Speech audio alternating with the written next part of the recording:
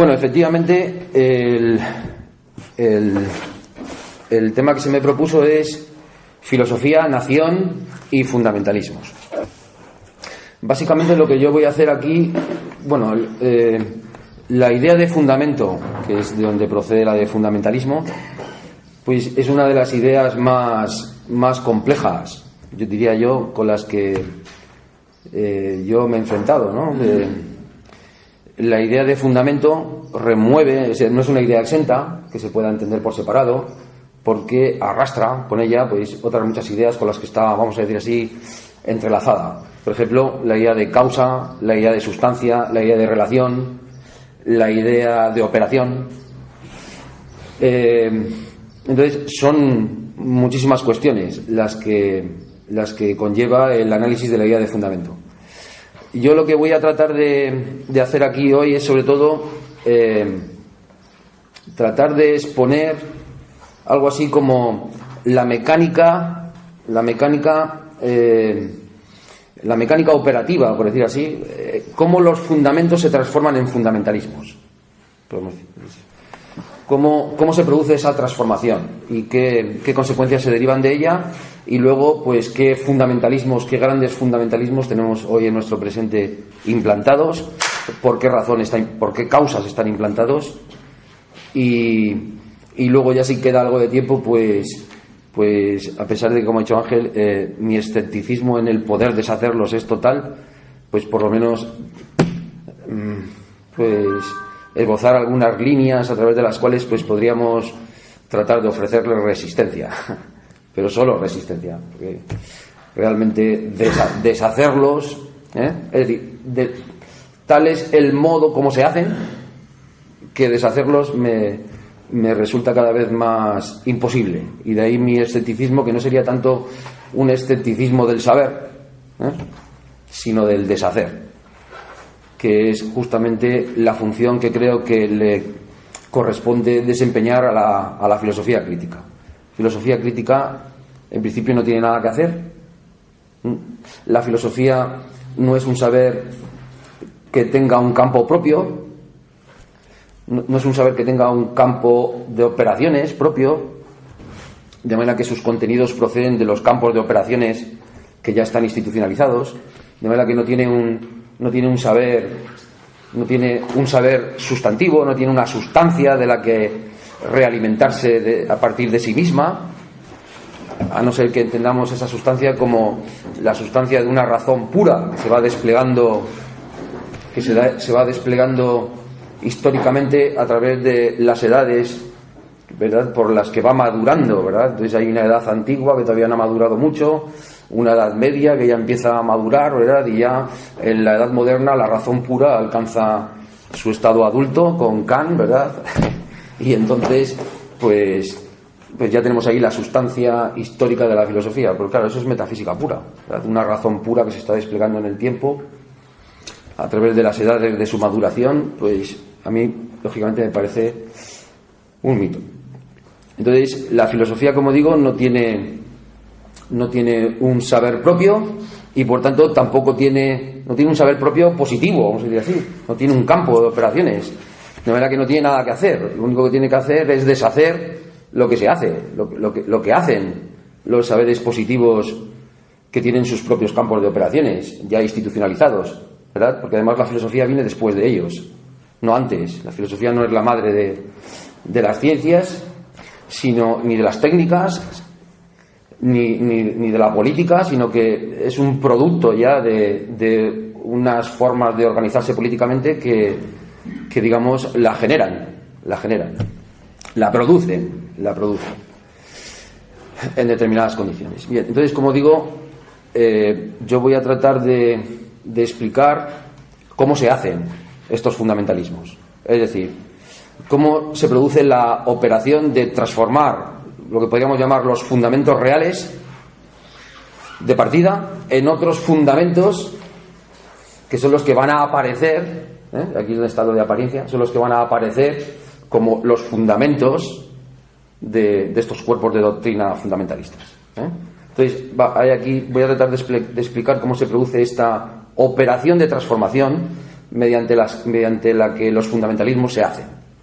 Entonces, frente a este hacer, la filosofía no tiene nada que hacer, solamente deshacer. Pero ya digo que mi escepticismo del deshacer es prácticamente total y casi solamente nos queda resistir, limitarlos en la medida de lo posible, cada uno dentro de su ámbito de acción. Bien, por tanto, esto es fundamentalmente lo que yo voy a hacer, que es bien poco. Como les digo, reitero, tratar de presentarles cómo se hace esto. Bien, entonces voy a partir de una definición de ideología, que yo creo que es muy pertinente, una definición de ideología que yo creo que es pertinente para exponer este asunto. La definición es clásica, es la de Marx, es la definición de ideología. Entonces, una ideología, pues desde el punto de vista de Marx, es una totalidad de ideas sistematizadas, más o menos, cuya pretensión de verdad es mantenida en la medida en que el conjunto de todas ellas canalizan los intereses de un grupo social, en tanto que éste se opone a otros grupos sociales con intereses contrapuestos. Es decir, es una definición, vamos a decir así, dialéctica de ideología. Es decir, las ideas no brotan de los cráneos de los que tienen ideas, sino que las ideas son objetivas y están socializadas. Y los diferentes grupos sociales las organizan sistemáticamente con el propósito de confrontarse los unos con los otros. De manera que es una definición que va justamente contra el subjetivismo de las ideas. Las ideas son objetivas y están socializadas. Y los grupos sociales lo que hacen es organizarlas en totalidades sistemáticas, más o menos pues mejor o peor sistematizadas, pero organizadas de modo que las ideas ahí organizadas les sirvan para canalizar sus intereses frente a los intereses de otros grupos contrapuestos. Bien, una vez expuesta esta definición de ideología, voy a tratar de vincularla con filosofía. Y entonces voy a sostener la tesis de que toda filosofía es una ideología. Toda filosofía es una ideología, aunque no toda ideología es filosófica. Primera parte, entonces. Toda filosofía es una ideología. Toda filosofía es una ideología porque la pretensión de verdad que toda filosofía sostiene para la concepción del mundo que se elabora desde ella solo puede estar formulada desde alguna parte del mundo enfrentada a otras partes del mundo. Y esto significa que la pretensión de verdad que toda filosofía sostiene para su obra no puede suponer la neutralidad de dicha verdad. Es decir, la filosofía es partidista. Es decir, toda concepción del mundo está expuesta desde una parte del mundo frente a otras.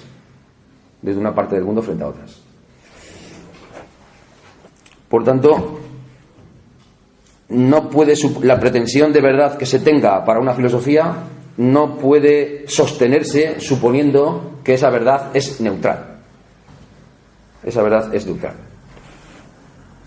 Segunda parte de la tesis que he sostenido: toda filosofía es una ideología, aunque no toda ideología es filosófica. No toda ideología es filosófica, efectivamente, porque para que una ideología alcance, vamos a decir así, forma de una filosofía, dicha ideología filosófica debe sostener la pretensión de verdad de su sistema de ideas dialécticamente. Y esto quiere decir mediante el reconocimiento, reexposición y crítica de las ideologías opuestas. Si una ideología no hace esto, no alcanza forma filosófica, pero toda filosofía alcanza forma ideológica. Esta es la tesis que yo quiero dejar aquí expuesta.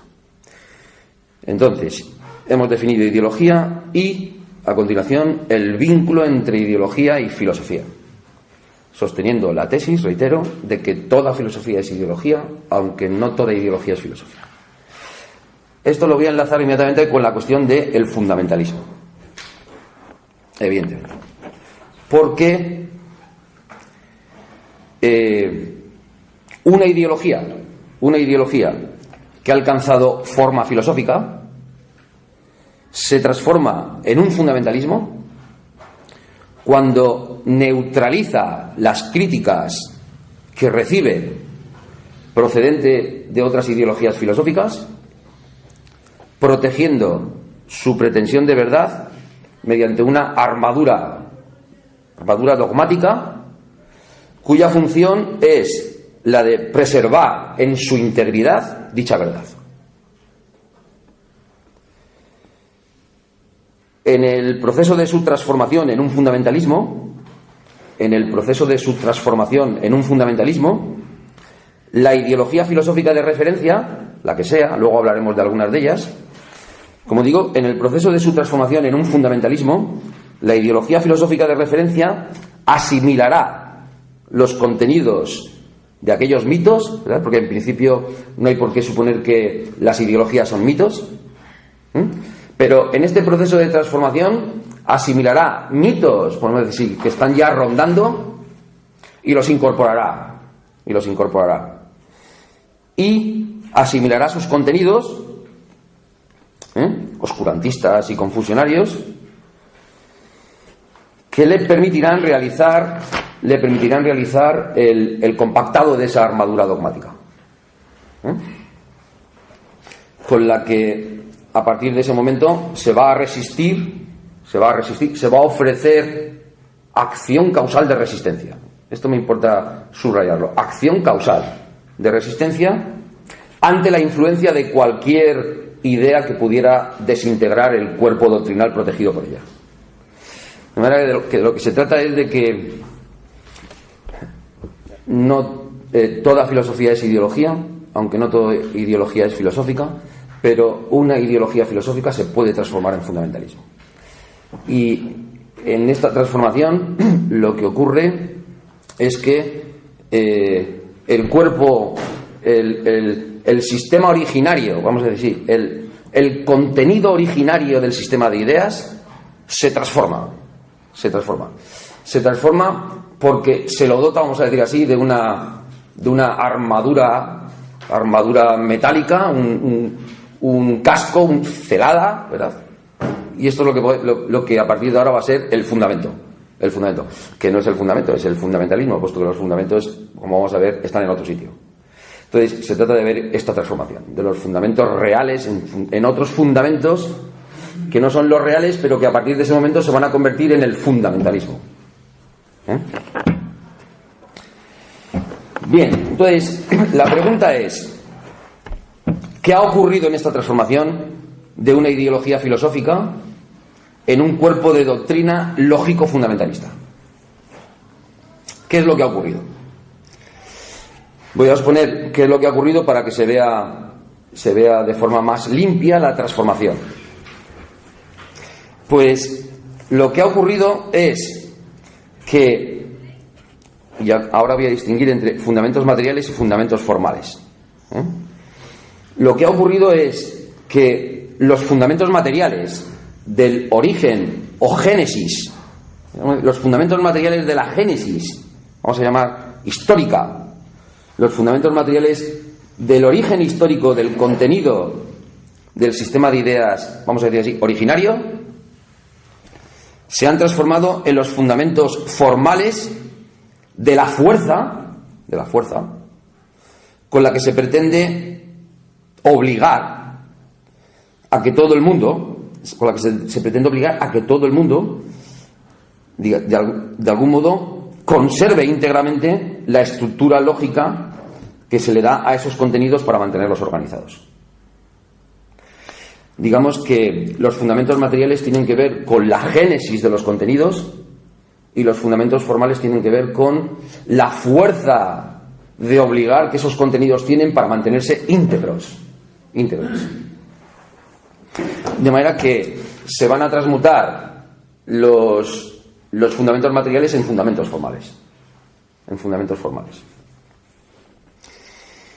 Los fundamentos materiales de la génesis histórico-material del contenido del sistema ideológico de partida quedan ahora incorporados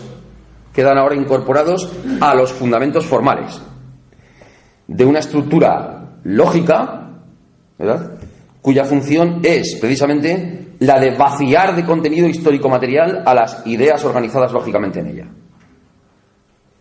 Esa es su función. Vaciarla de contenido histórico-material. Es decir, la génesis histórico-material se incorpora a la estructura lógico-doctrinal y queda sepultada dentro de ella. Oculta en su interior. Y lógicamente aquí lo que se va a hacer es separar la génesis de la estructura. Pero en realidad no hay tal separación, está metida dentro de la estructura lógico-formal. Está metida dentro. Porque si no, el fundamentalismo no tendría fundamento. Y el fundamentalismo tiene que tener fundamentos reales, porque si no sería un delirio. Y no se trata de ningún delirio. Se tratan de ideas, de filosofía, de ideologías filosóficas. Transformadas, eso sí. Son ideologías filosóficas transformadas en fundamentalismos, pero ideologías filosóficas en su origen. De modo que lo que ocurre ahora es que desde la profundidad de la estructura lógico-doctrinal fundamentalista, sus fundamentos histórico-materiales siguen funcionando. Lo que pasa es que aquí el funcionalismo se sustituye por un fundamentalismo. Claro. Pero los fundamentos histórico-materiales siguen funcionando en la estructura. Ocultos, pero funcionando. Vamos a decir así, tecnológicamente, aunque nematológicamente ocultos.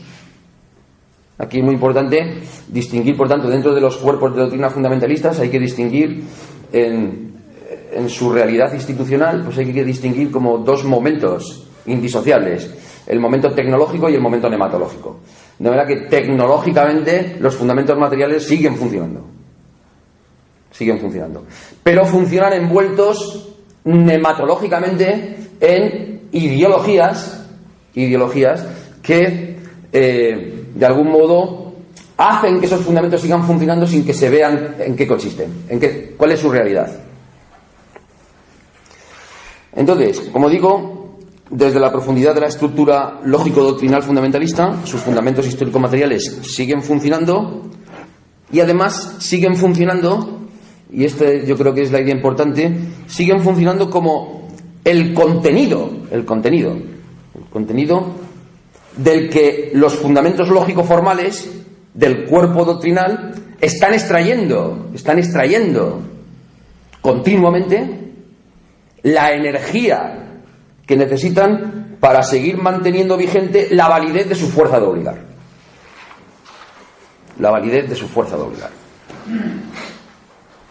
Esto es muy importante. Es decir, los fundamentos materiales están allí enterrados, ¿verdad?, y funcionando.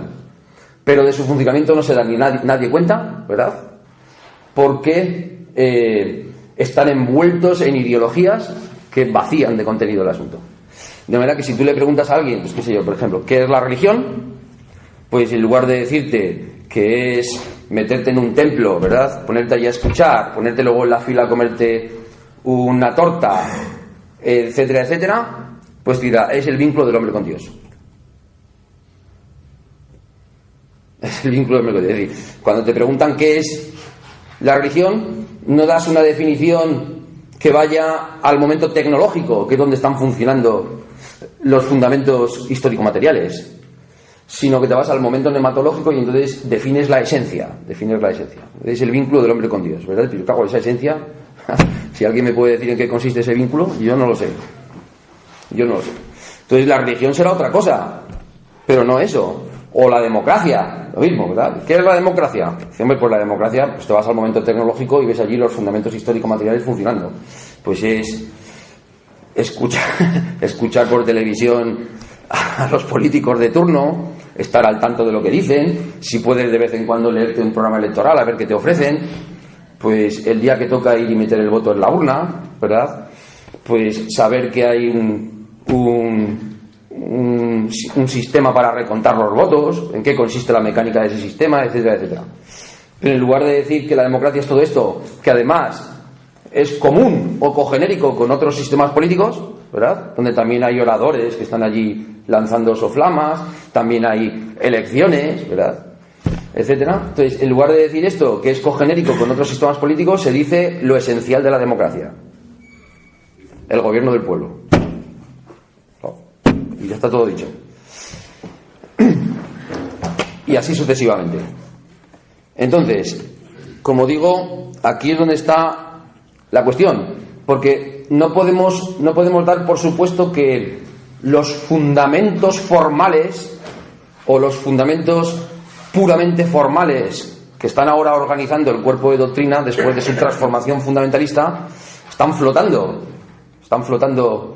no se sabe dónde. No, tienen un fundamento real. Quiero decir que el fundamentalismo religioso tiene un fundamento real, el fundamentalismo científico tiene un fundamento real y el fundamentalismo democrático tiene un fundamento real. Y si no, no podrían ser fundamentalismos.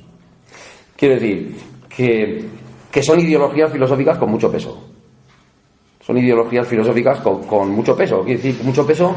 Quiero decir, cuando digo con mucho peso, quiero decir que su lógica fundamentalista puramente formal, ¿verdad? Está vacía, ¿verdad? La definición de la religión como el vínculo de hombre con Dios, eso está vacío, eso es como no decir nada. Pero eso tiene tanto peso, ¿verdad?, que toma cuerpo. Eso es lo que quiero decir. Aquí la lógica toma cuerpo. Ya hablaremos luego de la manera en la que Marx define frente a Hegel el trabajo filosófico. Trabajo filosófico. Luego leeremos el texto de la crítica a la filosofía del Estado de Hegel.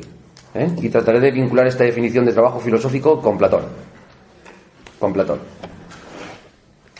Porque, como bien ha dicho Ángel, mi línea de trabajo va en este sentido. Mi línea de trabajo va en reinterpretar la teoría de las ideas de Platón en términos materialistas, con el objeto de someter a Aristóteles a una crítica total. Ahora diré, es decir, que si el discípulo hizo la crítica del maestro, pues ahora quienes no vemos a Platón con ojos de teólogo aristotélico, como en mi caso, pues debiéramos proponernos volver al maestro y darle al discípulo, pero hasta que no quedara de él mucha cosa. Entonces, el punto en el que yo me he dado cuenta que es necesario hacer esto es Marx. De manera que yo incluso aunque Marx, ¿verdad?, se considerara aristotélico, me da igual lo que pensara Marx sobre el asunto. Se trata de una interpretación de lo que él escribe allí, negro sobre blanco, y de las conexiones que yo puedo hacer, ¿no?, que son tan válidas como las que pueda hacer cualquier otro, ¿verdad? Porque a ver a quién tiene las coordenadas hermenéuticas, ¿verdad?, absolutas. Entonces, esta es mi línea. Entonces, luego trataré de conectar este texto de Marx con algunas cosas de Platón y del sofista que efectivamente voy a decir. Bien, entonces se trata de tener esto muy en cuenta, que los fundamentos materiales, histórico-materiales, están allí presentes y son el contenido del que extraen los fundamentos formales su fuerza de obligar.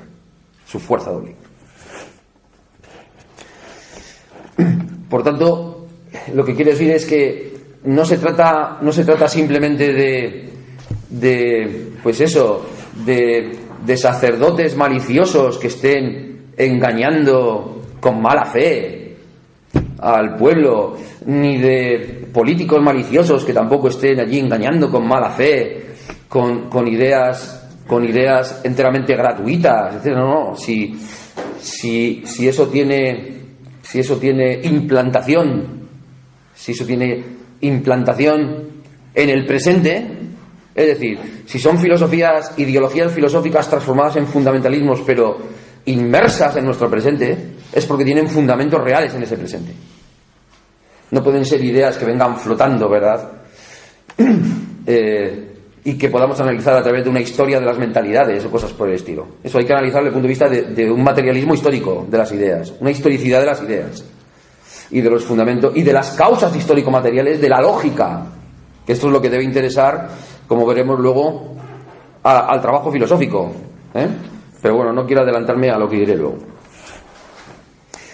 Bien, entonces una ideología filosófica en la que se produce esta transformación fundamentalista tiene siempre fundamentos reales.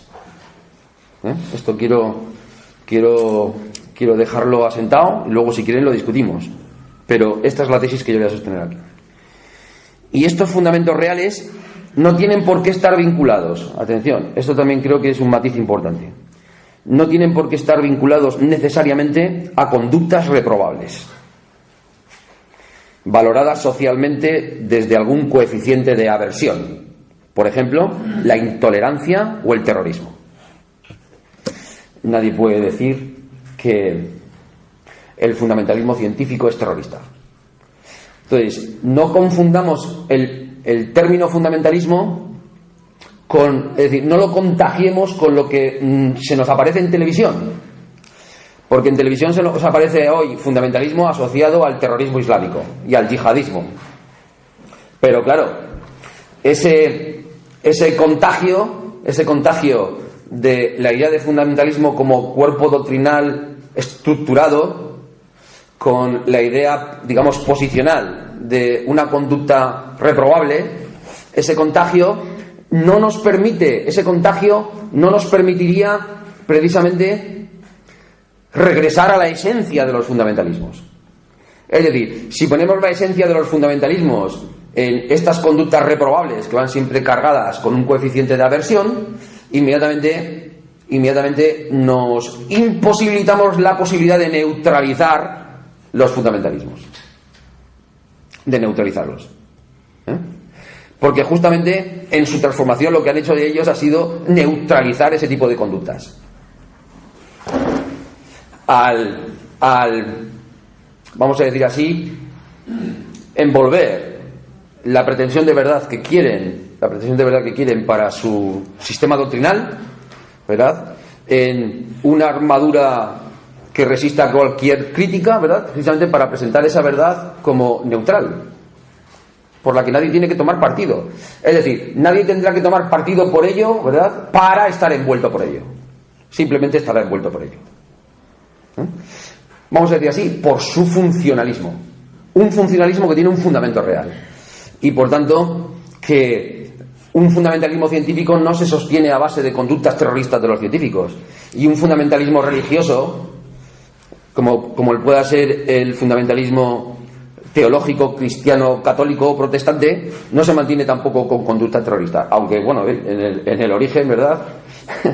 En el origen habría que hablar de ello algunas cosas. Entonces, lo que quiero decir es que este contagio que se produce de estas dos acepciones de fundamentalismo, vamos a decir, una vulgar, que es el que nos presenta el fundamentalismo como algo que está brotando de las conductas, algo que está brotando de las conductas aversivas de individuos indeseables. Yo lo que quiero es darle la vuelta del revés a este asunto. Son las conductas de los sujetos, y para nada conductas aversivas, las que están siendo impulsadas por los cuerpos de doctrina. Por tanto, un sistema filosófico doctrinal fundamentalista con fundamentos materiales bien asentados en su estructura lógico-formal es un cuerpo dogmático que puede desempeñar una función institucional reconocida socialmente como necesaria. Esto es lo que quiero decir. En función de sus fundamentos reales, bien asentados en la estructura lógico-formal, de sus fundamentos puramente formales y lógico-formales vacíos, vamos a decir así, puede desempeñar una función institucional. Es decir, desempeñar un papel en el conjunto del saber. Un papel. Que además puede ser sucedáneo del papel que pueda desempeñar la filosofía y por lo tanto, desubicarla de su lugar. Por decirlo así. Es decir, ese cuerpo dogmático tiene el suficiente peso como para desplazar a la filosofía del lugar que ocupa y ponerse él en su lugar.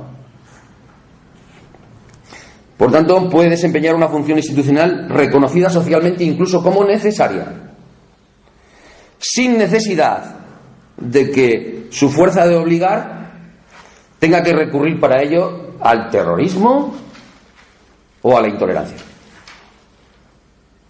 Todo lo contrario. Por tanto, esta sería la idea de fundamentalismo que yo les ofrezco. Es decir, como una ideología que adquiere por su forma dialéctica forma filosófica termina transformándose en un fundamentalismo. Habría que ver qué filosofías también funcionan de este modo. Esto habría que verlo. Pero yo voy a poner aquí 3 ejemplos, ninguno de los cuales tiene que ver con ninguna filosofía, vamos a decir así, tradicional, aunque sí, vamos, sí, una de ellas seguro. Les voy a poner 3 ejemplos fundamentales, valga la redundancia. 3 ejemplos fundamentales de fundamentalismo. El primero, pues claro, el fundamentalismo religioso cristiano. No me voy a referir aquí, por tanto, al fundamentalismo islámico, porque esto no es tanto un fundamentalismo como un integrismo fanático. Un integrismo fanático al que le falta, vamos a decir así, el armazón nematológico. Aquello es una cosa brutal. Eso es una cosa brutal. Entonces, no se puede poner aquí como ejemplo de fundamentalismo al fundamentalismo islámico, que en cambio es el que aparece en televisión como fundamentalismo. Seguramente, mediante esta apariencia se está desviando la atención sobre otros fundamentalismos que son los que tenemos nosotros en nuestras narices. Y que simplemente están ya socialmente reconocidos y desempeñando una función institucional. Sobre todo a través del diálogo, la tolerancia, y etcétera, etcétera. Bien, 3 ejemplos. Pues el fundamentalismo religioso cristiano. Primero católico, efectivamente, pero siglos después también protestante. Este fundamentalismo tiene fundamentos histórico-materiales bien asentados en sus respectivos cuerpos de doctrina teológica fundamentalista. Que las estructuras lógico-formales de dichos cuerpos de doctrina teológico-dogmática han servido, además, esta tesis es la que yo les voy a lanzar aquí. Ustedes, como yo, son profesores de filosofía, a ver qué les parece. Pero cuando Ángel decía que a mí me parece que no hay una esencia de la filosofía desplegándose histórico-institucionalmente a partir de un núcleo, un curso y un cuerpo, separada de la esencia en el mismo sentido de la religión, yo creo que es imposible.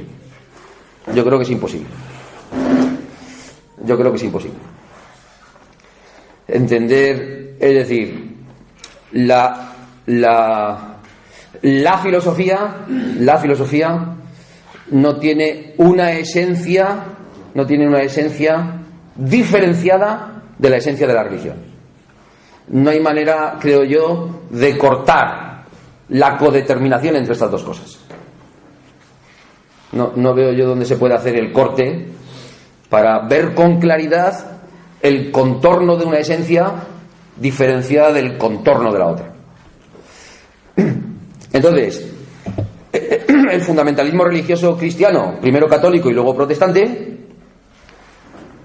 tiene sus fundamentos histórico-materiales también asentados en sus respectivos cuerpos de doctrina teológico-dogmáticos, fundamentalistas, que las estructuras, atención, las estructuras lógico-formales de dichos cuerpos de doctrina teológica han servido a la filosofía institucional de origen griego de cauce a través del que seguir fluyendo históricamente hasta nuestros días. Estos fundamentalismos, es de verdad que el fundamentalismo cristiano protestante le dio la vuelta del revés al cauce, por decir así.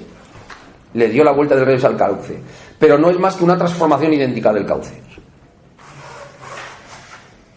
¿Qué quiero decir con esto? Vamos a ver si soy capaz de explicar. Lo siguiente, el cauce establecido por la teología dogmática católica sería el siguiente. El cauce es la fe, la razón, lo que fluye por él. Lo que fluye por él, el caudal. El cauce es la fe, el caudal la razón. En los protestantes es al revés. El cauce es la razón, el caudal es la fe. Pero el cauce sigue siendo el mismo. Fundamentalista cristiano. Fundamentalista cristiano. Y vamos, yo le lanzo aquí lo siguiente, ¿verdad? La siguiente pregunta. ¿Qué filósofo profesional, conocedor de la historia institucional de su disciplina, se atrevería a negar que la llamada filosofía moderna es una filosofía tan teológica o más que la denominada filosofía escolástica de la Edad Media? Y otra pregunta. ¿Acaso no es Kant, gran amigo mío, acaso no es Kant el Aristóteles de nuestro tiempo? Algo así como un Santo Tomás sin sotana. Otro ejemplo de fundamentalismo. Ya vemos cómo nos resulta muy difícil atribuir al fundamentalismo religioso cristiano, católico y posteriormente protestante algo así como algo que nos produce desprecio, ¿verdad?, por su intolerancia y por su terrorismo. Ni más ni menos que lo que he venido a sostener es que este fundamentalismo, el primer ejemplo que he puesto de fundamentalismo, ha establecido el cauce institucional, pero además a través de sus cuerpos teológico-dogmáticos.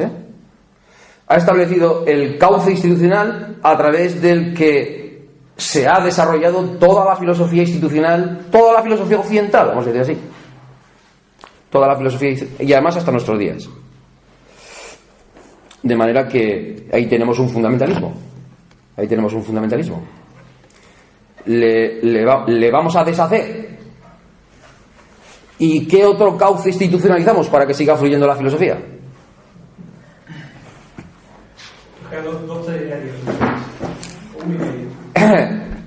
Sigo con el siguiente ejemplo.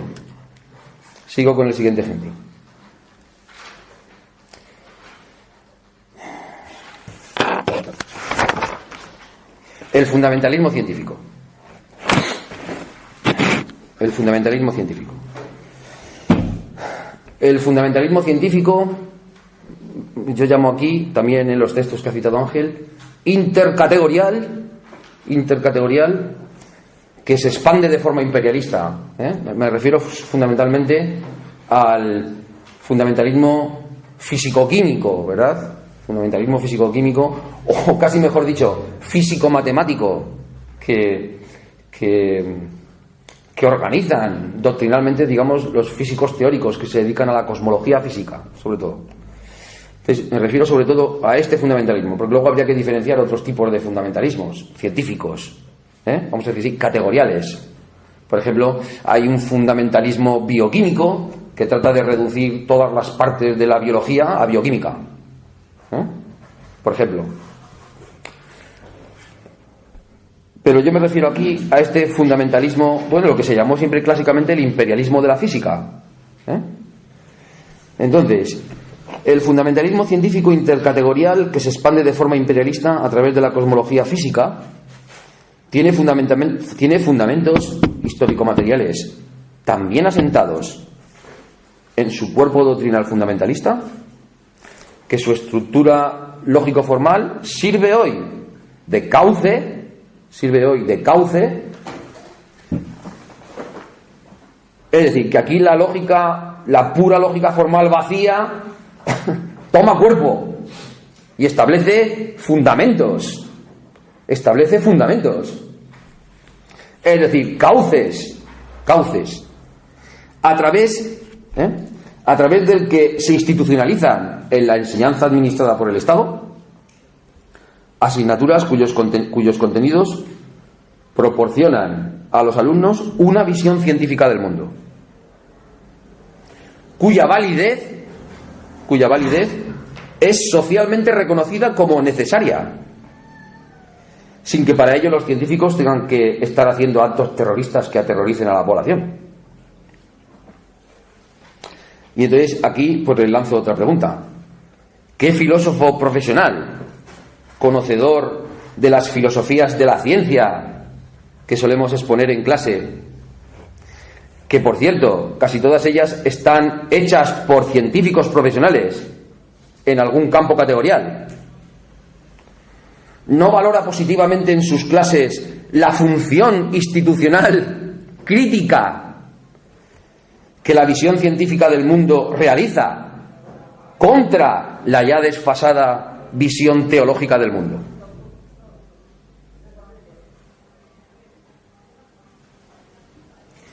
Por tanto, aquí tenemos otro fundamentalismo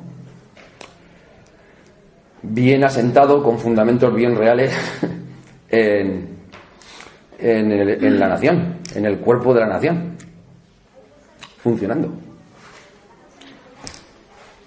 Es decir, que estos fundamentalismos tienen su funcionalismo, vamos a decir así, tienen su funcionalismo. Y a lo mejor, pues, alguno dirá, pues yo prefiero que haya cultura científica o ciencia del mundo a que haya religión en las escuelas. La religión fuera, eso es un fundamentalismo. Pero esto no, esto, pues bueno, al fin y al cabo, pues es ciencia. Es ciencia. Coño, esto no es ciencia, esto es un fundamentalismo. No, pero es que es ciencia. Claro, entonces, esta es la cuestión. Les cuento una anécdota y así paramos un poco. Desde que empecé a trabajar como profesor de filosofía, vengo escuchando en las sesiones de evaluación lo siguiente. Cuando estamos en una evaluación de bachillerato de ciencias y llega un alumno que suspende las específicas, y entonces siempre salta un profesor de física o de matemáticas y dice: que se cambie de modalidad. Que se cambie de modalidad. Es decir, que se vaya a las retras, que no tiene inteligencia para esto. No tiene inteligencia para esto. Y ya el otro día, por decirlo vulgarmente, se me hincharon las pelotas. Y entonces levanté la mano en la sesión de evaluación. Sí. Digo, vamos a ver. Cuando estamos en una evaluación de primero bachillerato de humanidades y el alumno suspende griego y latín, no decimos que se cambie de modalidad. Pero si P implica Q, Q implica P. Y entonces, ¿aquí qué es lo que pasa? ¿Qué especie de, por decir así, pues no sé, de superioridad tienen los profesores de física, de química, de matemáticas sobre los de griego, latín, literatura, etcétera, etcétera? Pues el fundamentalismo científico. El fundamentalismo científico que está allí funcionando, con su aureola, con la idea fuerza de ciencia, como ahora diré, ¿verdad? Haciendo las funciones de armadura metálica protectora de cualquier crítica. De hecho, no encajaron la crítica. Me dijeron: hombre, no te pongas así, Andrés, es una forma de hablar. Digo, una forma de hablar, estamos hablando. Es una forma de... Claro, cuando tú le dices: ve, a mí déjame de forma, explícame los fundamentos de lo que has dicho. ¿Por qué no decimos que uno que ha suspendido griego y latín se pase al bachillerato de ciencias? A ver si se le da mejor lo otro. ¿Por qué? ¿Cuál es la razón? ¿Cuál es el fundamento? No, el fundamento no lo dan. Dice: no, es que es una forma de hablar, ya lo sabes, no te lo tomes así. Pues aquí lo que está es el fundamentalismo científico funcionando. Y además lo constatas constantemente, ¿verdad? Cuando entras a clase y les preguntas a los que están allí las ecuaciones y tal, y bueno, o a mí los alumnos me vienen y me dicen, ¡ja! Se ríen, porque claro, yo ya a mis alumnos les he explicado estas cosas. Y me dice, la de cultura científica nos ha llevado a ver un vídeo, ¿verdad? Y era Carl Sagan, ¿verdad? Los dice Carl Sagan, fíjate. Y dice que somos polvos de estrella. Nos hemos descojonado todos de la risa, Andrés, como no me extraña, ¿verdad? Dice que los humanos somos polvos de estrellas. Claro, si todo es física. Bien, pues el fundamentalismo científico realmente es esto. Un tercer ejemplo, el fundamentalismo democrático. El fundamentalismo político. Hemos visto el religioso y su importancia tecnológica y nematológica, el científico y su importancia tecnológica y nematológica, y ahora el fundamentalismo democrático y su importancia tecnológica y nematológica. Y por tanto sus correspondientes funcionalismos. Sus correspondientes funcionalismos bien, vamos a decir así, políticamente implantados. De manera que aquí no estamos hablando de doctrinas de salvación mediante el conocimiento. Esto se podrá decir nematológicamente, pero luego tecnológicamente por allí van intereses, porque no dejan de ser ideologías filosóficas transformadas en fundamentalismos, que se están haciendo desde una parte contra otras partes, solamente que aquí la verdad se presenta como neutral. Sobre esto ya no hay que tomar partido crítico, porque esto está funcionando, ¿verdad? Bien, el fundamentalismo democrático. Aquí a lo mejor, pues, digo algo un poco molesto, no lo sé. Ya me dirán ustedes luego. El fundamentalismo democrático tiene también, por supuesto, fundamentos histórico-materiales. Luego repetir.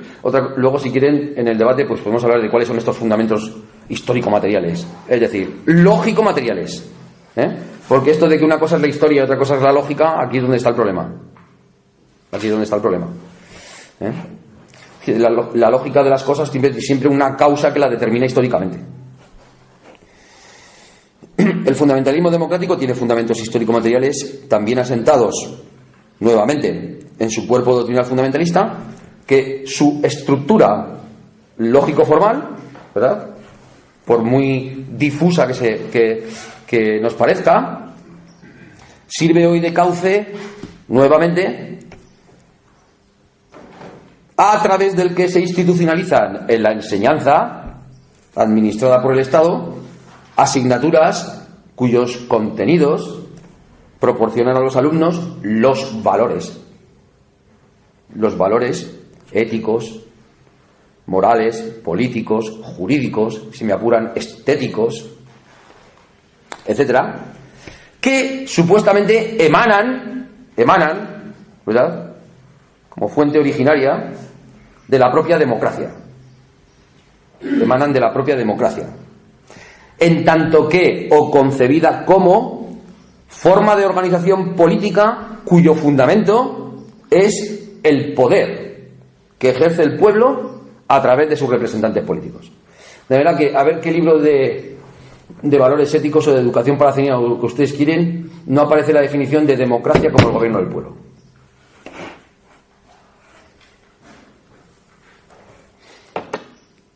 Y a ver qué chaval sale del instituto sin saberse esta definición. Pues esto es puro fundamentalismo. Esto es puro fundamentalismo. Y aquí pues les lanzo otra pregunta. ¿Qué filósofo profesional, conocedor de estas asignaturas e incluso partidario de ellas, me da igual si por intereses puramente gremiales o por lo que sea, pero partidario de ellas, se atreve hoy a valorar críticamente estos valores democráticos, poniendo en tela de juicio la validez filosófica de estas asignaturas de educación en valores para una virtuosa ciudadanía democrática? ¿No es esto una papilla ideológica a través de la que se está administrando el fundamentalismo democrático? Y aquí no hay intolerancia ninguna. Aquí lo que se enseña es la paz, el diálogo, la tolerancia. Esto tiene sus fundamentos y por tanto su funcionalidad. Y una funcionalidad bien encauzada. Bien encauzada. Bien encauzada. Aunque sabemos, por lo que hemos visto antes, que la estructura lógico-formal mediante la que se organizan estos cuerpos de doctrina son humo completamente. Pero ¿cuál es el peso que las hace caer? Y vamos a decir así, ¿qué es lo que hace que el logos se haga carne? Tome cuerpo. Pues no hay ningún misterio. Es que el logos está en los fundamentos materiales que están ahí en la estructura. Y son los que tienen recurrencia. De manera que aquí no hay ningún misterio de encarnación del logos en la tierra, ¿verdad? Es decir, aquí no hay ningún hegelianismo. Entonces, lo que yo sostengo es que el idealismo es imposible. El idealismo es imposible. Toda verdadera filosofía en su ejercicio es materialista. Luego en la representación le dará la vuelta del revés a las cosas y presentará el asunto de otra manera, pero en el ejercicio está operando como operamos todos, racionalmente. Y entonces esta es la cuestión. Estos fundamentalismos, claro, el fundamentalismo científico es una metafísica grosera. Es una metafísica grosera. Algunos dicen que es la filosofía espontánea de los científicos, como si brotara espontáneamente de las cabezas de los científicos.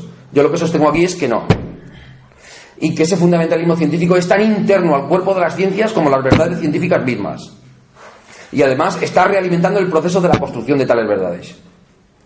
De manera que entender este fundamentalismo científico como algo completamente separado del cuerpo perfecto de unas ciencias que solamente están produciendo verdades, no solamente están produciendo verdades, que efectivamente lo son, también están produciendo una ideología filosófica fundamentalista que se retroalimenta con el propio proceso de producción de las verdades, lo cual implica involucrar a los cuerpos reales de las ciencias en el proceso histórico material de su propia construcción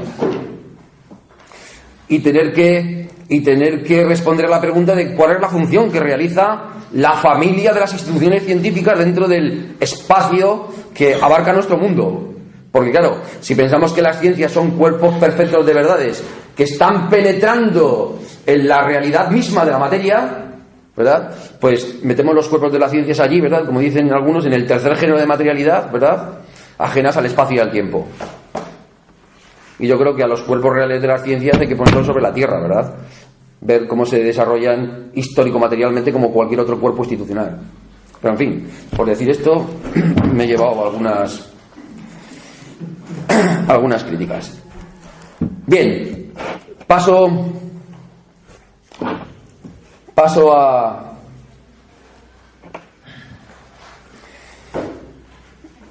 a responder a la siguiente pregunta. ¿Qué mitos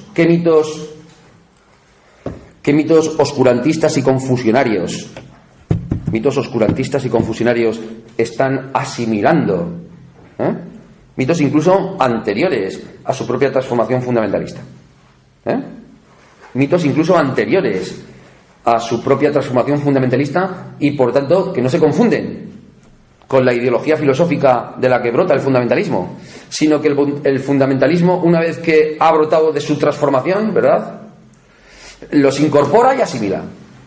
Y además son precisamente estos mitos los que, al incorporarse, van a establecer la armadura metálica, ¿verdad?, protectora, por decirlo así. La armadura metálica protectora. Bien, ¿qué mitos oscurantistas y confusionarios entonces asimilan estas tres formas de fundamentalismo como ideas fuerza aureolares que envuelven el cuerpo doctrinal lógico fundamentalista y lo protegen? Lo protegen de cualquier crítica. Lo protegen de cualquier crítica. De manera que se repele. ¿Verdad? Ahí, eso está ofreciendo fuerza causal de resistencia. Fuerza causal de resistencia. Entonces, como luego veremos, las apariencias también son algo. Platón decía que son sombras, pero no son solo sombras. Es decir, que cuando Platón dice sombra está diciendo una cosa muy seria. Bien, en el caso del fundamentalismo religioso, pues es claro que el mito de Dios. Es claro que el mito de Dios. Que lógicamente es anterior a las religiones terciarias monoteístas. Porque aquí todos sabemos que el mito de Dios se lo inventó Aristóteles. De manera que cuando las tres religiones del libro se refieren al mismo Dios Padre al que rezan todas, ¿verdad? Para meterse unas veces en una sinagoga, otras veces en una mezquita, otras veces armonismo, ¿verdad? Y pacifismo, ¿verdad? En realidad todos somos hijos de un mismo Dios Padre. Pues ese Dios Padre es Aristóteles. Porque a mí no me digan ahí cuál es el Dios genérico común de las especies de dioses, ¿verdad? Porque entonces tendríamos que hablar de un politeísmo. Entonces, el mito de Dios. Mito de Dios. Claro, en el caso del fundamentalismo religioso es claro que el mito de Dios. Pero atención, ya sea este el Dios de la fe, en el caso de la teología dogmática católica, o el Dios de la razón, en el caso de la teología natural protestante, que no deja de ser nunca otro Dios que el Dios de Aristóteles, encarnado, ¿verdad? Entonces aquí habría que hablar de un fundamentalismo cristiano protestante que además se confunde enteramente con la filosofía. Por tanto, el Dios de la razón de la teología natural protestante no deja de ser nunca otro Dios que el Dios de Aristóteles, encarnado en la subjetividad intimista de la que brota la supuesta libertad descubierta, por fin, ¿verdad?, por el sujeto moderno, al que la luz de la razón por fin ilumina, ¿verdad? Una vez que la razón pura ha llegado a su edad adulta, ¿verdad? Lo diría Kant. ¿Qué es la ilustración? Dice Kant, la edad adulta de la razón. Y con eso se queda tan pancho, ¿verdad? Hombre, no, la ilustración son las fábricas en Manchester, la máquina de vapor, eso es la ilustración.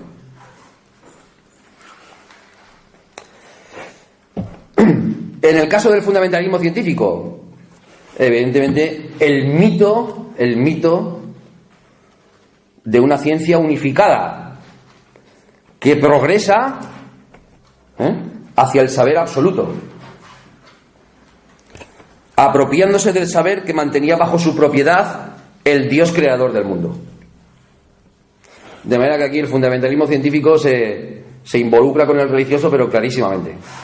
De hecho, habría que decir que el fundamentalismo teológico tiene como antecedente, que toma como modelo, el fundamentalismo geométrico, es decir, los elementos de Euclides. Es decir, la teología se organiza axiomáticamente como se organiza, es decir, los dogmas de fe, que lógicamente dicen, son los dogmas de fe dados por Dios. No, son los dogmas de fe que tú has organizado tomando como modelo institucional la organización sistemático-axiomática de los elementos de Euclides.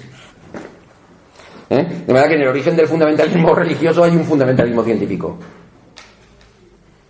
Y ahora lo que está ocurriendo es al revés, ¿verdad? Que el fundamentalismo científico, ¿verdad?, está como una especie de fundamentalismo religioso. Fundamentalismo religioso. Porque de lo que se trata es de que la ciencia nos va a proporcionar la omnisciencia que antes tenía el Dios creador. Por tanto, la ciencia progresa hacia el saber absoluto de un universo, ¿verdad?, al que se identifica además con el mundo antrópico. Y su función es proporcionar al hombre el conocimiento verdadero de la realidad del mundo, ¿verdad? Entendido como la omnitudo rerum. El conocimiento verdadero de la realidad del mundo en el que por fin, gracias a la ciencia, estamos salvados. Es decir, la ciencia es la norma suprema que las democracias deben seguir, en el camino hacia su perfección. Y aquí es donde está la pinza con el democrático, como ahora veremos. La ciencia es la norma de organización racional de la vida. La ciencia es la norma fundamental en virtud de la cual ha de organizarse racionalmente la vida. Porque es que además la ciencia y su conocimiento verdadero, ¿verdad?, de la realidad del mundo, entendido como la totalidad de la realidad, pues es lo que por fin nos hará verdaderamente libres una vez hayamos superado pues todos los déficits que la ciencia realmente existente tiene, ¿verdad?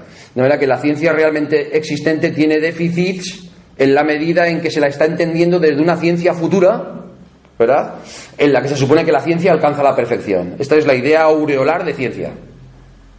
La idea aureolar de ciencia. Es decir, la ciencia realmente existente se la está viendo desde el futuro. Y por tanto no estamos viendo cuáles son los fundamentos reales y materiales de las ciencias. Que para nada son conocimiento, son otra cosa. No son conocimiento, son otra cosa. Son construcción mismo de las realidades de nuestro mundo. De manera que nuestro mundo antrópico no es el universo, es el mundo institucional, que es una obra cultural hecha, entre otras cosas, por las ciencias, efectivamente. De manera que la función de las ciencias es el hacerse mismo del mundo. Y en ese sentido no son conocimientos, son construcción misma de las realidades sobre las que se asientan las capas del cuerpo de nuestro mundo, que es un mundo institucional, no el universo, que contiene la totalidad de las cosas.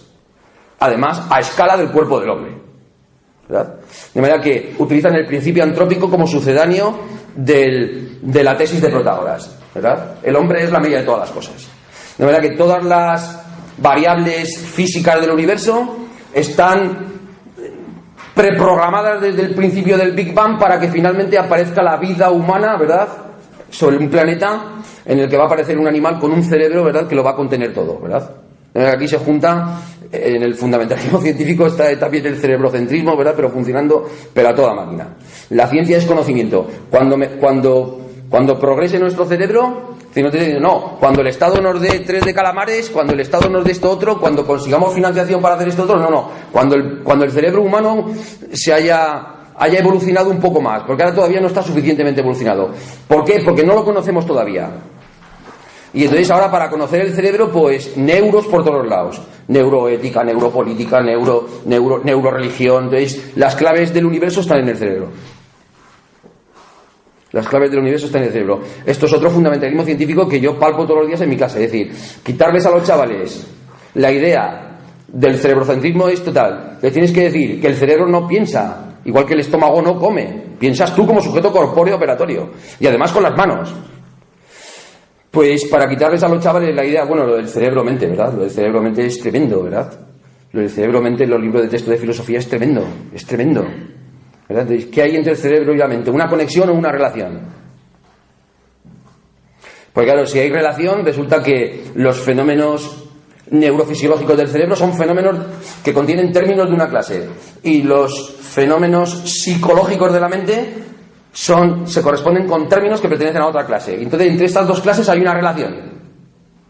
¿Cuál es el fundamento de la relación? Es decir, ¿cuáles son las conexiones que la sostienen? Pues no existe, ¿verdad? Entonces es una relación puramente formal.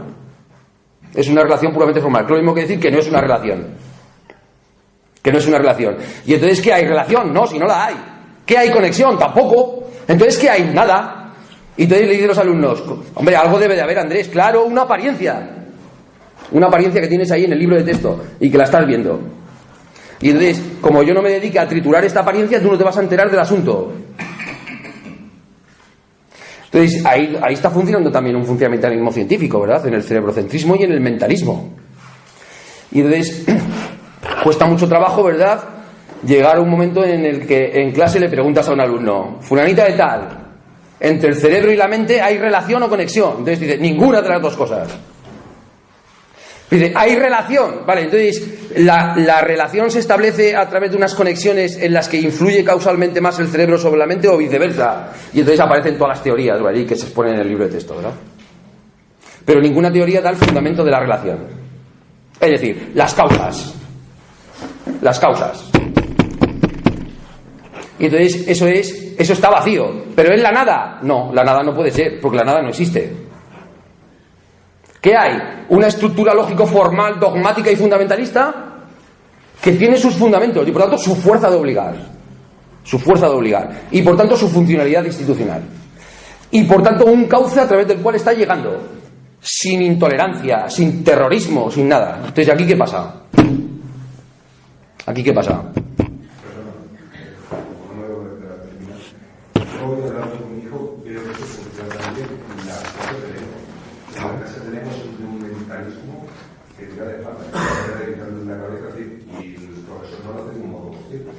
Pero la relación entre significado y significado está premiada. El mentalismo es así y no hay ningún que se acaba de poner. Eso es así. No, es que no, es un fundamentalismo, en este sentido que estoy explicando yo. ¿Y cómo deshacer esto? ¿Cómo deshacer esto que se hace? Entonces, en el caso del fundamentalismo democrático, ¿qué mitos? Bueno, aquí hay varios mitos. Yo he seleccionado uno que a lo mejor pues molesta un poco que lo cite, pero lo voy a citar. En el caso del fundamentalismo democrático, ¿qué mito oscurantista y confusionario está aquí funcionando? Digo que hay varios, ¿verdad? El hombre, por ejemplo, podría ponerse, ¿verdad? El hombre y sus derechos naturales. Yo hoy podría haber expuesto este mito, pero yo he seleccionado hoy otro. El mito de la izquierda unificada. El mito de la izquierda unificada.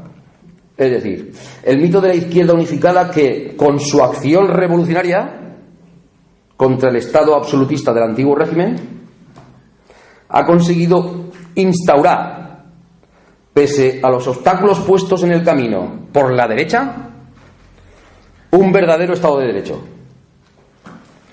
cuya soberanía nacional o popular se fundamenta en los principios de la libertad, la igualdad y la solidaridad armónica de cada ciudadano con todos los demás. Si la acción revolucionaria de la izquierda unificada no ha dado todavía como fruto una democracia realmente existente perfecta, es porque sus déficits democráticos, sus deficiencias actuales o imperfecciones los sigue poniendo la derecha reaccionaria. De manera que aquí tenemos, a modo de obstáculos que dificultan el progreso de la democracia hacia la perfección de su realidad. Aquí está la idea aureolar de democracia. Y creo que el mito de la izquierda unificada, ¿verdad?, es uno de los mitos que está funcionando a través de la idea fuerza aureolar de democracia. Porque claro, esto de la derecha y la izquierda pues son dos mitos completos. Y lógicamente la democracia no tiene sus fundamentos en esta acción revolucionaria. Casi diría yo que es más bien la reacción de quienes en el antiguo régimen eran ya propietarios y se transformaron en propietarios pero de capital, los que han ido poniendo los fundamentos histórico-materiales de la democracia, es decir, un mercado pletórico de mercancías. Un mercado pletórico de mercancías. De manera que habría que decir en todo caso que no es la derecha, sino las distintas modulaciones de la derecha las que han tenido un protagonismo, ¿verdad?, en la transformación idéntica del antiguo régimen en un nuevo régimen que sigue siendo tan injusto, desigual, etcétera, etcétera, como el otro. De manera que aquí no ha habido revolución dialéctica que haya cortado una cosa con la otra, sino simplemente una transformación idéntica, circular. De manera que hemos cambiado el poder absoluto del rey por el poder absoluto del pueblo. Nada más.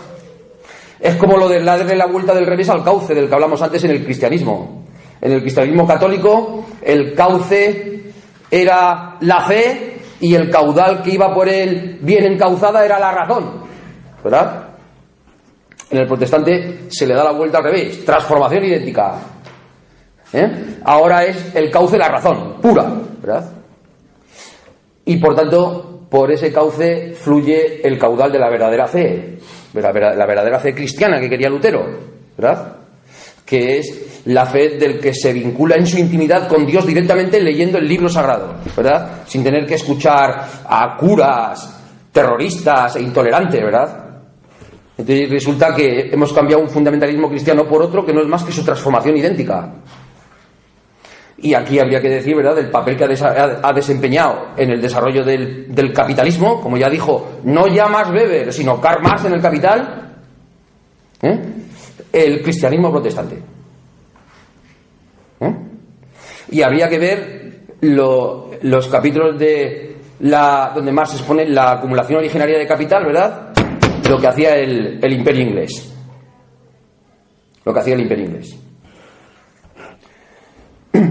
Pues aquí con lo del antiguo régimen y el nuevo régimen pues tenemos lo mismo. Una transformación, una metamorfosis realmente. Una transformación revolucionaria completa, un giro de 360 grados. Es decir, el giro copernicano de Kant. El giro copernicano de Kant es lo que mejor expresa esto que estoy diciendo yo. El giro copernicano de Kant es lo que mejor expresa esta transformación. Es decir, yo creo que Kant previó ya en su momento, ¿verdad?, que el triunfo de su filosofía vendría en el porvenir. Porque para Kant, en realidad, la Revolución Francesa no es más que el mito fundacional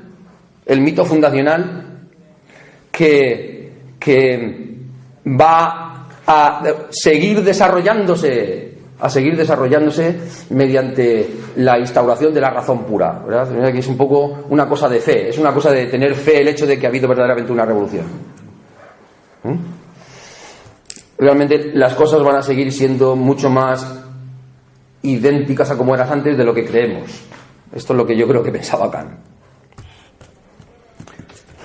Bien. La estructura lógica. Bien, ahora es cuando voy a introducir un poquito a Platón. Veo que ya se empieza a hacer tarde. Voy a hablarles un poquito de Platón. Después les diré de qué modo le conecto yo con Marx y la manera que tiene Marx de concebir el trabajo filosófico, que creo que es una manera de entender el trabajo filosófico que puede servir para el deshacer el modo en el que se hacen los fundamentalismos. Es decir, tal como define Marx aquí el trabajo filosófico, luego lo veremos, creo que puede tomarse como modelo de lo que podría ser un trabajo que consiste en el deshacer cómo se hacen los fundamentalismos. Bien, pero antes quiero introducir a Platón, sobre todo frente a Aristóteles. Aunque por falta de tiempo, pues esta cosa no la voy a poder desarrollar mucho más, pero la vengo trabajando hace tiempo y alguna cosa simplemente diré. Bien, la estructura lógica de organización dogmática de estos cuerpos de doctrina fundamentalista es una pura forma vacía. Pero esta forma puramente lógica es algo que es. No es una nada. Efectivamente.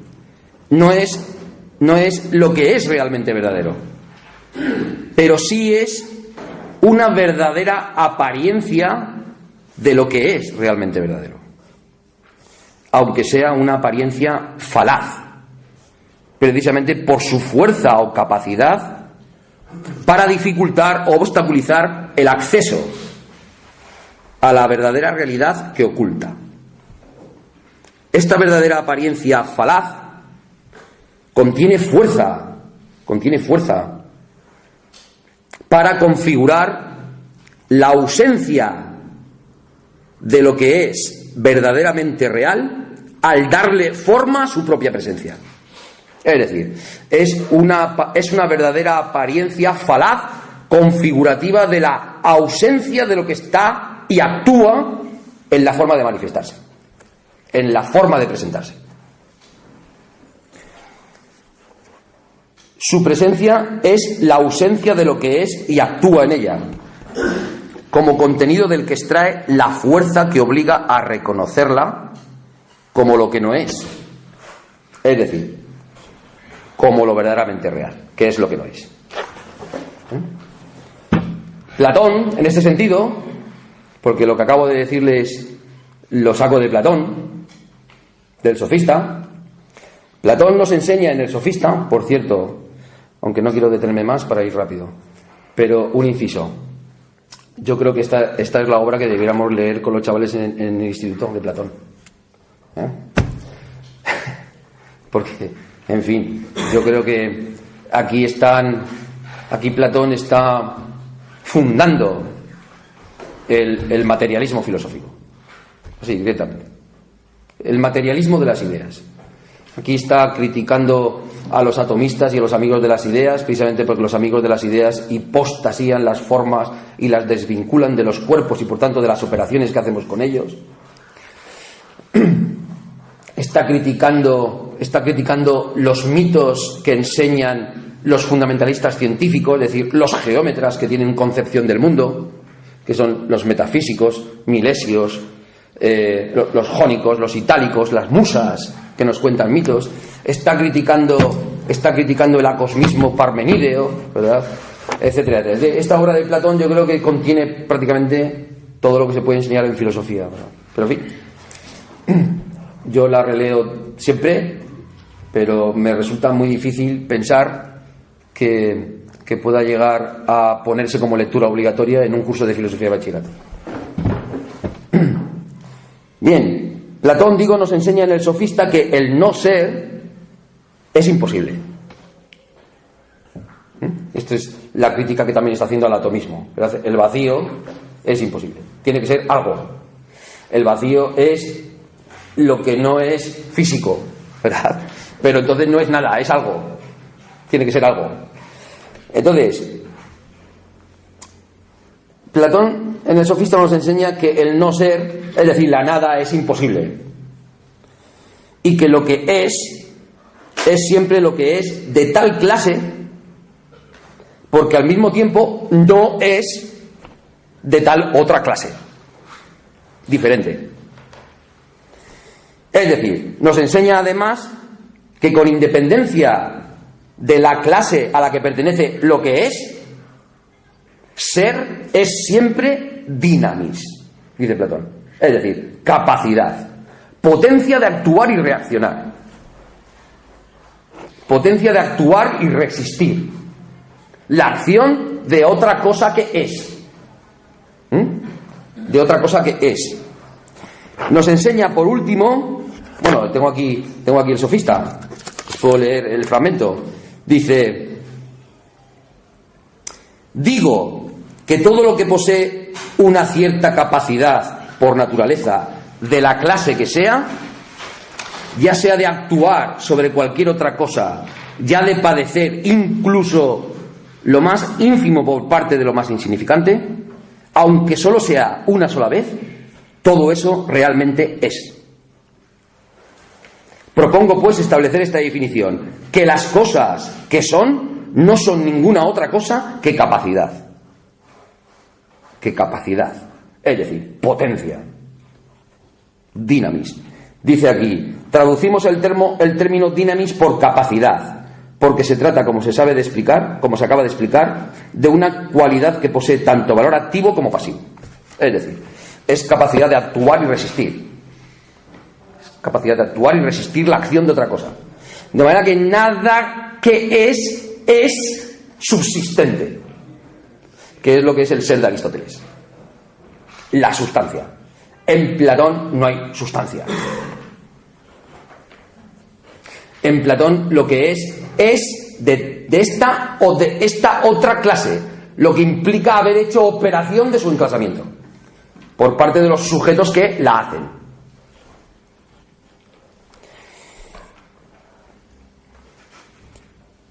Capacidad de acción-reacción. Y nos enseña por último, entre otras muchas cosas más, que no voy a citar aquí, que las apariencias son algo que es de una clase diferente a la clase de lo que es real. Pero es. De manera que actúan y resisten, como cualquier otra realidad. Son una clase de realidades de nuestro mundo más, entre otras. Y además son la clase de realidades que se transforman en la clase de lo que es real. De manera que lo que está diciéndonos Platón es que las clases se mueven y se transforman unas en otras. Pero que eso solamente se puede hacer si hay sujetos operatorios con una técnica, con un arte. De manera que las clases se mueven, dice Platón, como los cuerpos. Y aquí reside su crítica a los amigos de las formas, que las hipostasían y las separan de los cuerpos.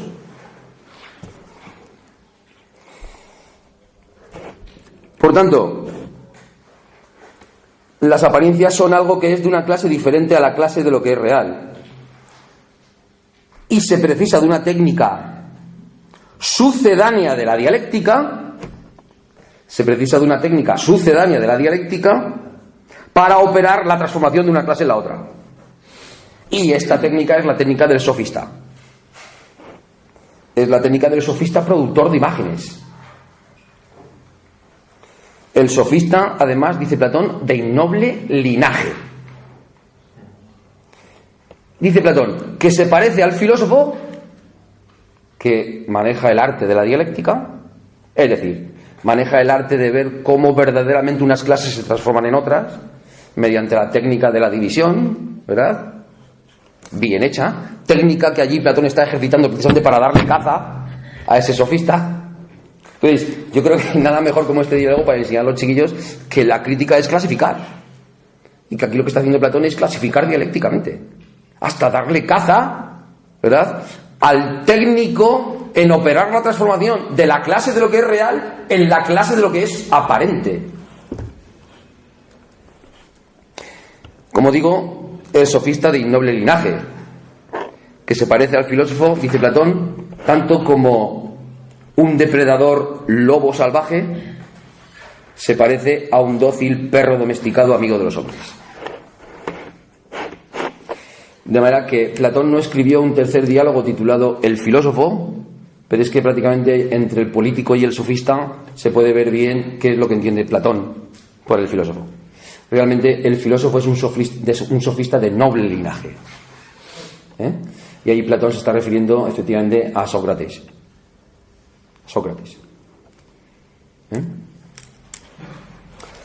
Bien, al definir el ser o lo que es como capacidad o fuerza de actuar y resistir,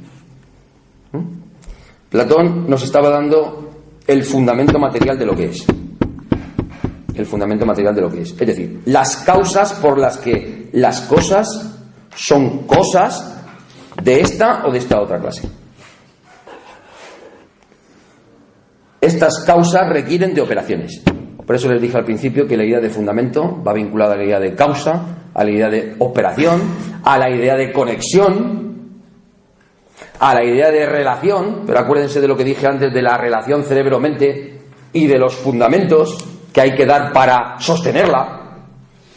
De manera que no son clases reales, son apariencias. No hay fenómenos neurofisiológicos y fenómenos mentales relacionados de un modo determinado y sosteniéndose esa relación por unas causas, unas conexiones. Porque entonces estaríamos diciendo que la mente es real y es una cosa.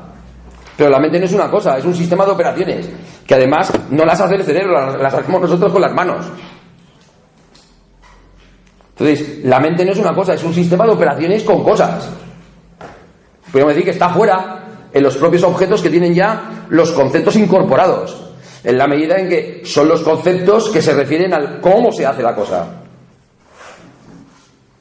Y cómo se hace la cosa requiere siempre de un origen técnico, que además es de donde proceden las ciencias, de las técnicas. Entonces, aquí Platón está fundando, yo creo que en el sofista está fundando el materialismo. Está fundando el materialismo. Y hay que regresar al sofista para hacer una interpretación materialista de las ideas. Las ideas, como las cosas, se mueven. Tienen ser, reposo, movimiento, diferencia e identidad. las famosas 5 ideas cardinales, que o se usan para entender lo que es la dialéctica, ¿verdad? O si no, la dialéctica desaparece del mundo, ¿verdad? Ser, reposo, movimiento, identidad y diferencia.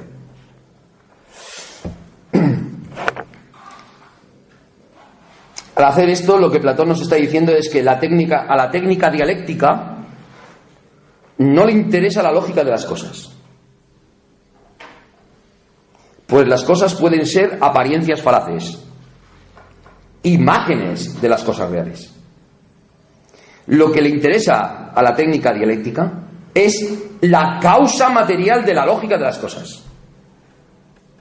La causa material de la lógica de las cosas. Es decir, el fundamento material de la lógica. Eso es lo que es la dialéctica. Lógica material. Lógica material. Es decir, su precisa determinación histórico-institucional operatoria. Su precisa determinación histórico-institucional operatoria. Es decir, cuando las cosas son pragmata, es decir, hechos, es decir, cosas hechas, hacerlas. Lo que me interesa es, dice Platón, el hecho, no la definición. Porque la definición no tiene que estar basada en meras palabras que no se refieren a las cosas. Los conceptos no son meramente palabras. Los conceptos son operatorios y se refieren a las cosas. De manera que no me interesa la definición, me interesa para definir el hecho.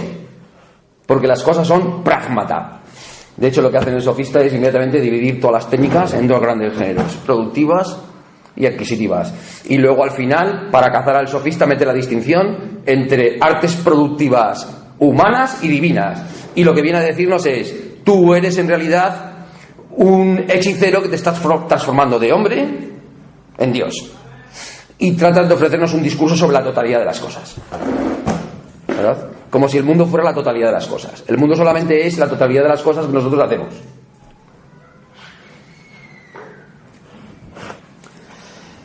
Bien, Aristóteles. En Aristóteles, ninguna cosa que es tiene que resistir para seguir siendo. Es decir, ninguna cosa que es tiene que resistir, tiene que ofrecer resistencia continuamente para seguir siendo a otra cosa. Porque todo lo que es un ser subsistente por sí mismo. Y aquí es donde está la cuestión. En las relaciones. Porque Aristóteles la relación la considera un accidente de la sustancia. Pero claro, en Platón las relaciones no son accidentes, son sustanciales para entender la realidad. Porque las relaciones son relaciones entre las clases y no hay nada que no esté enclasado. Todo lo que es de esta o de esta otra clase. Esto es lo que dice Platón. El enclasamiento de las cosas. Si no hay enclasamiento de las cosas, no hay racionalidad. Y si no hay racionalidad, no hay realidad. Ahora bien, Platón evidentemente introduce aquí en el sofista el principio de la simploqué. Es decir, no todas las clases están relacionadas con todas. Porque si todas las clases estuvieran relacionadas con todas, no podría haber transformación de una clase en otras. Tampoco ninguna está relacionada con ninguna, porque entonces tampoco podría haber transformación. Luego hay transformaciones de una clase en otras porque unas, ¿verdad?, están relacionadas con algunas, pero no con otras.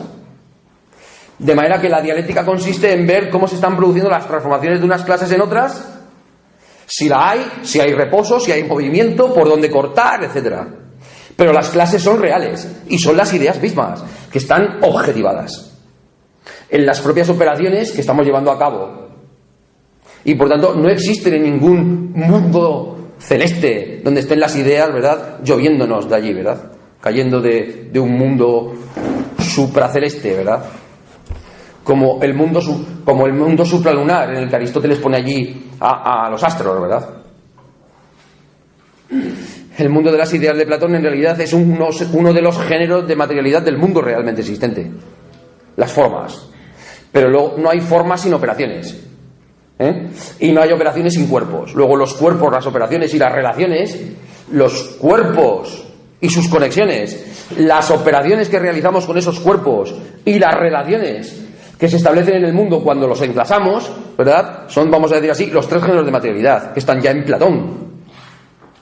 Están ya en Platón, los famosos 3 géneros de materialidad del materialismo filosófico de Gustavo Bueno. Cosa que puedo decir aquí tranquilamente porque lo dice el propio Gustavo Bueno en los ensayos materialistas. Que yo me los he leído y releído como unas cuantas veces también. Bueno, menos que el sofista. Bien, lo que quiero decir es que en Aristóteles, dense cuenta, las relaciones son accidentales y no se apoyan en la sustancia, sino en otros accidentes suyos, la cantidad y la cualidad. De manera que las relaciones que una sustancia mantiene con otra no modifican nunca la sustancia, que permanece siempre idéntica por lo que respecta a su enclasamiento. De manera que en Aristóteles las clases están, vamos a decir, anquilosadas, no se mueven, son siempre las mismas. El cosmos está en un circular movimiento revolucionario de transformación idéntica. De manera que es siempre el mismo, morfológicamente siempre el mismo. En Aristóteles el estado del mundo es siempre morfológico y hay un eterno retorno de su identidad, de la identidad de su morfología, porque las clases, es decir, los enclasamientos de las sustancias son siempre las mismas. No hay transformación, no hay dialéctica. Aristóteles se carga la dialéctica. Y su lógica es lógica formal pura. Y esta es la razón por la que tiene que meter a Dios de por medio. Y esta es la razón por la que tiene que meter a Dios de por medio. De manera que Aristóteles ha hecho una crítica a la metafísica presocrática, efectivamente, que se ha quedado a medias. Vamos a decir así, se ha quedado a medias. Creo que no debió enterarse de lo que Platón llevaba verdaderamente entre manos. Porque lo único que hace Aristóteles es hacer una metafísica no axiomática, porque Aristóteles no parte de Dios, sino que llega a Dios. Por tanto, es una metafísica conclusiva, no axiomática, pero está justaponiendo el ser material móvil de la tradición jónica con el ser inmóvil de la tradición eleática. Y entonces justapone el ser material y móvil con el ser inmaterial e inmóvil, Dios. Pero este dualismo ontológico, vamos a decir así, materia-espíritu, este dualismo ontológico materia-espíritu, en realidad contiene un trialismo sustancial. Es decir, 3 clases de sustancias, se supone que relacionadas, que son la sustancia material corpórea corruptible, la sustancia material corpórea incorruptible y la sustancia inmaterial. Pero la conexión que hay entre estas sustancias, ¿verdad?, no sabemos cuál es. De manera que realmente el cosmos aristotélico está partido por la mitad. Y esto es justamente lo que ocurre cuando la física moderna, ¿verdad?, establece la homogeneidad, ¿verdad?, de la materia terrestre, ¿verdad?, cuando sabemos que la química que hacemos sobre la realidad, sobre la superficie de la Tierra, ¿verdad?, es la química que podríamos hacer en otro planeta, porque están allí los mismos elementos químicos. Por tanto, esta separación que hace Aristóteles entre el mundo sublunar y el mundo supralunar, en realidad la está haciendo por la hipóstasis del ser, es decir, por la sustancialización de lo que es. Porque los fundamentos materiales del cosmos aristotélico son las sustancias. Las sustancias. Que lógicamente pueden modificarse con sus cambios y sus movimientos, pero sus clases no. Pero su enclasamiento no. Y entonces en Aristóteles la lógica es lógica formal. Y esto significa cargarse la dialéctica, porque la dialéctica es lógica material. Y si no es lógica material, la lógica, pues es justamente la lógica de los cuerpos de doctrina fundamentalistas. De manera que no me extraña para nada que el Dios de Aristóteles siga rodando, ¿verdad?, en el fundamentalismo científico, que en realidad, cuando tratan de buscar la fuerza que unifica todas las fuerzas, es decir, cuando tratan de unificar los campos, ¿verdad?, y regresar a esa singularidad cósmica que contiene todo, ¿verdad?, lo que están buscando es al Dios de Aristóteles. Es decir, están sacando al hombre fuera del cosmos, ¿verdad?, para ver si encuentra al Dios de Aristóteles. Es decir, la felicidad. Es decir, la ciencia nos hará felices con un conocimiento completamente absoluto de la realidad del mundo, pero el mundo, no el mundo antrópico en el que nosotros habitamos, ¿verdad? Cuyos límites, y por tanto cuya finitud se ciñe a los límites del espacio antropológico, sino un mundo que es el espacio cosmológico mismo en expansión. Entonces resulta que nosotros estamos habitando en el universo, que la ciencia nos está revelando. Es decir, es una religión completamente, es un fundamentalismo científico mezclado con el... Y aquí, claro, la pinza, claro, el fundamentalismo político. A los políticos lo que les interesa es el fundamentalismo científico. Porque los políticos lo que quieren es llevar adelante sus planes, sus programas, etcétera, etcétera. Entonces, lo que la filosofía... ¿Qué puede ofrecerle la filosofía a los políticos? Absolutamente nada. Absolutamente nada. Frente a lo que puede ofrecerles los científicos fundamentalistas, por lo que respecta a llevar adelante planes y programas que a ellos les interese, no puede ofrecerle nada a la filosofía, a los políticos actuales, para convencerles de su necesidad. Entonces, lo que quiero decir es que es la definición de ser aristotélica como compuesto sustancial ilemórfico, en el que materia y forma no desempeñan la función de multiplicidades de partes de una totalidad, sino no desempeñan las funciones de partes, porque la sustancia no es un todo en Aristóteles, es sin holon, dice claramente. La sustancia no es un todo, y por tanto materia y forma no desempeñan en la sustancia el papel de partes de una totalidad. En cambio, en Platón, el sujeto corpóreo operatorio es una totalidad de partes formales y materiales, que además está envuelta por otras totalidades envolventes y tiene que actuar y reaccionar. De manera que Platón no sustancializa para nada el organismo, lo ve más efectivamente como una totalidad funcional de partes. Por tanto, de hecho, las tres almas de Platón son partes formales, de manera que la forma es multiplicidad. No hay una forma sustancial única que dirige enteramente el funcionamiento orgánico del cuerpo, ¿verdad? Porque aquí se está sustancializando el cuerpo. Y además se está pensando que subsiste y mantiene el equilibrio por sí mismo. De manera que por mucho que las sustancias varíen en cantidad y en cualidad por sus relaciones, ¿verdad? Que no sabríamos muy bien por qué razón se establecen, van a seguir saliendo sustancias de la misma clase idénticas, ¿verdad? Claro, esto luego con la revolución darwiniana, ¿verdad?, desaparece por completo. Entonces, después de Darwin, ¿cómo podemos seguir siendo aristotélicos? Y sobre todo después de que diga Marx que lo que él está haciendo es lo que hace Darwin, pero en la historia. Porque la revolución darwinista no es más que una revolución lógica, es transformar las clases distributivas porfirianas de Linneo en clases plotinianas. De manera que la revolución darwinista es en realidad una revolución lógico-material. Las especies se transforman en otra, es decir, las clases se transforman en otras clases. Bien, creo que es hora de cortar y someterme a su donoso escrutinio y terminar con Marx. Aunque yo quería haber dicho otras muchas cosas sobre la filosofía gremial, etcétera, etcétera, pero si quieren lo dejamos para el diálogo, porque tampoco quiero cansarles y aburrirles.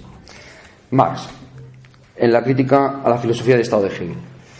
Como dije antes, a la filosofía no le interesa la lógica de las cosas y reconciliarse con ellas. Es decir, tomar cuerpo en ellas, que la lógica tome cuerpo en las cosas. Lo que a la filosofía le interesa es la causa de la lógica de las cosas y deshacer las cosas en pensamientos lógicos abstractos. Vamos a ver cómo esto es precisamente lo que dice Marx frente a Hegel, ni más ni menos. Dice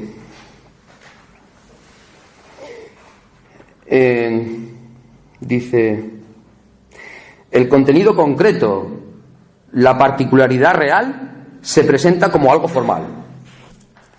y la determinación formal totalmente abstracta como el contenido concreto. La esencia de las concreciones del Estado no consiste en que lo sean, sino en que, una vez en forma abstracta, se les puede considerar como determinaciones lógico-metafísicas. Es decir, la lógica se está haciendo cuerpo.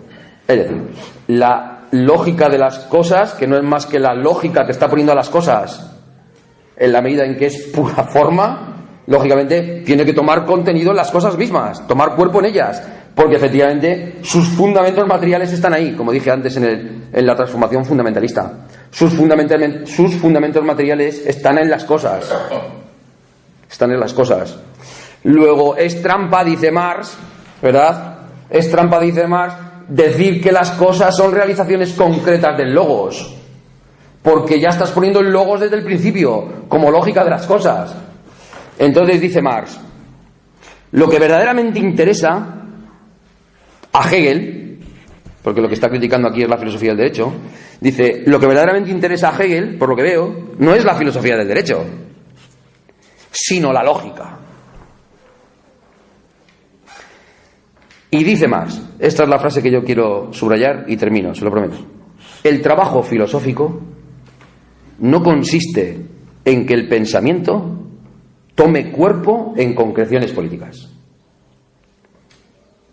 Son las concreciones políticas existentes quienes tienen que disolverse en pensamientos abstractos.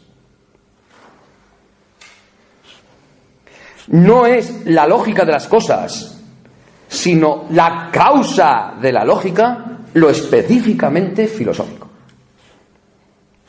La lógica no se halla al servicio de la fundamentación del Estado, porque fundamentar el Estado es precisamente ver que en sus fundamentos materiales están las causas mismas que piden su transformación.